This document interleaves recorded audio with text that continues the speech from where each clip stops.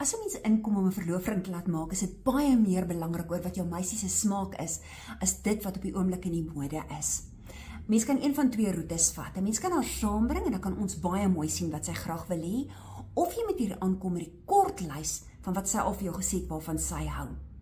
'n Tweede belangrike punt is dat 'n mens regtig moet weet van watter vorm middelsteen hou sy. Hou sy van rond of ovaal, markies of emerald cut, hou sy van 'n radiant of 'n cushion, daar's soveel verskillendes, maar dit is belangrik om te weet wat is die beginpunt van 'n ring.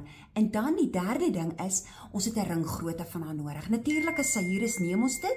As sy nie hier is nie, moes jy al 'n bietjie navorsing gedoen het en gekyk het, wat is haar ringgrootte. En dan die heel belangrikste ding aan die einde is die verloofdatum. Dit is verskriklik belangrik dat julle vir ons moet kan sê of ons 'n tydjie het om 'n verloofring te maak, so 3 weke plus. En as jy omtrent 'n week het, dan gaan jy 10 teen 'n ring uit ons voorraad uit moet koop.